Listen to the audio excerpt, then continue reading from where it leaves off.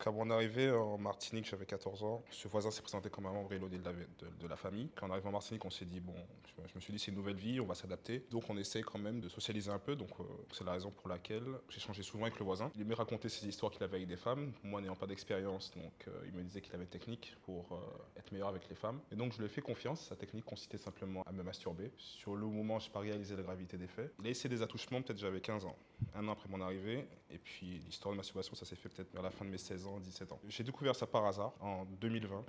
J'avais pris un coach en business pour développer mes affaires qui me demandait de faire des choses pour lesquelles je rencontrais des blocages. Donc j'ai décidé de contacter un psychologue pour comprendre la raison pour laquelle j'avais ces blocages. Et donc en faisant quelques séances, de là elle me dit que j'ai vécu une agression sexuelle. Je suis un peu tombé des nues parce que je ne voyais pas où était la violence, à quel moment j'avais été agressé sexuellement. Pour moi j'avais vécu quand même des choses beaucoup plus graves que ça, donc je ne comprenais pas. Et en y réfléchissant un peu, en faisant le point avec mes frères, j'ai appris qu'eux-mêmes avaient vécu des choses similaires, voire même plus graves. Donc j'ai contacté des avocats pour savoir ce qui était possible d'être fait. Quand j'ai compris qu'il y avait peu de chances que je puisse obtenir justice, donc j'ai décidé de prendre les devants en contactant quelqu'un pour réaliser un contrat. Quelques jours avant de confirmer le contrat, en regardant de nouveau un film qui s'appelle Les Rois de l'arnaque sur Netflix, je me suis dit que si on peut mettre en prison un millionnaire qui a tout fait pour ne pas aller en prison en ayant tué son beau-père, je me dis qu'il y a de fortes chances qu'on puisse remonter à moi. Donc j'ai préféré annuler le contrat et continuer mes séances avec le psychologue. Donc 2 ans de séance pour essayer de passer à autre chose. Et puis bien entendu un déménagement d'urgence. Parce que tous les jours, je pensais à différentes façons de tuer ce voisin avec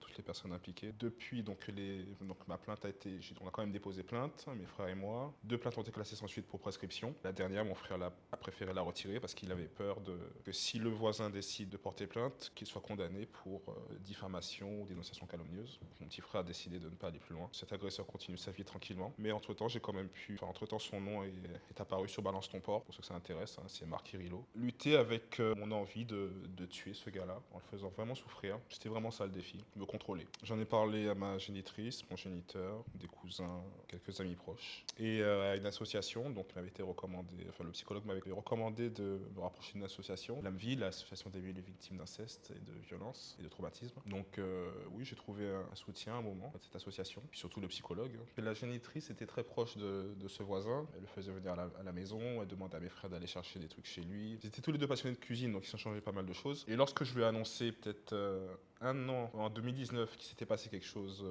je lui ai raconté ce qui s'était passé avec le voisin, elle n'a pas trop relevé. Et lorsque je lui ai raconté en fin 2020 ce qui s'est passé après avoir fait le point avec la psychologue, elle a fait comme si je ne lui avais rien dit en 2019 et elle ne m'a pas cru en fait lorsque je lui ai raconté ce qui s'est passé. Au point où elle a voulu une confrontation, donc elle a demandé au voisin de venir. Et donc j'étais confronté à lui pour essayer de lui tirer les verres du nez pour permettre à ma génitrice de prendre conscience des faits. Mais même à la fin de cette réunion, elle a pas percuté. Donc il a fallu plusieurs jours pour s'en rendre compte. Mon géniteur, lui, il est en métropole, il ne pouvait pas faire grand chose. Je me suis simplement rendu compte que ce sont des personnes qui mettent des enfants au monde mais qui ne peuvent pas assumer jusqu'au bout. Parce que ne serait-ce que pour les consultations avec les avocats, que ce soit pour moi et mes frères, c'est moi qui ai assuré financièrement. Parce que mes géniteurs sont pas forcément aussi à l'aise que moi financièrement. Alors j'ai coupé les ponts avec eux, donc ils ont interdiction de me contacter. Donc ainsi que mes frères. Ils m'ont un peu abandonné pendant la procédure, compte tenu de tout ce que j'ai pu faire pour eux depuis qu'ils sont petits, ce que j'étais prêt à faire pour eux. Buter un mec alors qu'ils sont même pas capables d'aller au bout d'une procédure. Donc je préfère couper les ponts avec toutes ces personnes-là. Pour moi, la loyauté est très importante. La priorité, c'est moi. Moi, mon bien-être, mon business et puis atteindre mes objectifs. Je m'étais dit qu'à 30 ans, je serais millionnaire. J'ai perdu beaucoup de temps. Donc là, maintenant, chaque jour qui passe, c'est pour atteindre mon objectif. Je me sens mieux. J'avais du mal à aller vers les gens avant 2020. Mais là, maintenant, je me sens totalement ouvert. J'en ai parlé aux proches à force de fréquenter le voisin, on les a présentés à sa famille. Et donc, à un moment donné, je me suis éloigné de toutes ces personnes-là. Et puis, lorsque j'ai découvert tout ça, j'ai fait le point avec eux pour leur expliquer pourquoi je m'étais éloigné. Et donc, la plupart ne m'ont pas cru. Je pense que c'est un peu normal. Hein, ils sont leur propre famille. Donc, c'était intéressant de voir ça. De voir à quel point les gens peuvent être ignorants d'une situation, mais être convaincus que le membre de leur famille est innocent. Donc voilà, simplement ça. Puis aussi à la gendarmerie, lorsque j'ai voulu porter plainte, c'est intéressant parce que j'avais un gendarme qui ne comprenait pas du tout comment est-ce que ça avait pu m'arriver, ainsi qu'à mes frères. Non, c'était intéressant. Je pense que si j'étais pas fort psychologiquement, je pense que j'aurais renoncé à déposer plainte ce jour-là.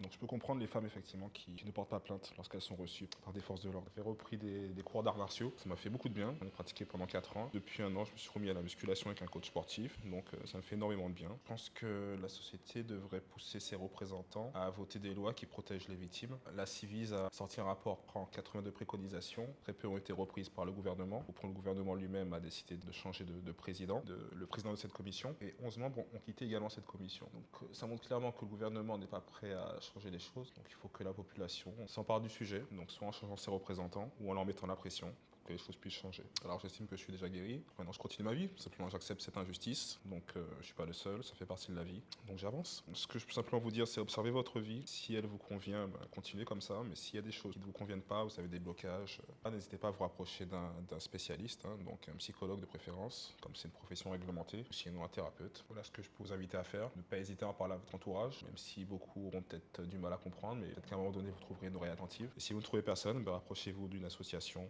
qui pourra vous aiguiller également. Alors mon dernier frère, lui, en allant chez le voisin, donc ce dernier a essayé d'attraper son sexe à travers le vêtement. Ça, c'est des choses comme ça qui sont passées à plusieurs reprises. Donc ça se passait souvent parce qu'effectivement il y avait une certaine amitié entre notre génitrice et ce gars-là. Et donc comme je te disais, la génitrice envoyait souvent mes frères sous le dernier aller chercher des choses chez le voisin, etc. C'est un peu comme ça que ça s'est passé. Et pour mon avant-dernier frère, c'est un peu la même chose, sauf que proposer du cannabis et des cigarettes à mon frère. Et donc à un moment donné, au-delà des attouchements, il a demandé à mon frère s'il pouvait lui pratiquer une fellation. Mon frère a refusé. Et de là, c'est lui qui a pratiqué une fellation à mon frère. Le voisin s'est masturbé devant mon frère pour lui montrer comment ça se passait, apparemment. Donc voilà pour le contexte, tout en sachant que tout ça s'est passé aussi pendant la période où mes parents se séparaient. Pour eux, quand ça s'est passé, ils avaient entre 14 et 19 ans.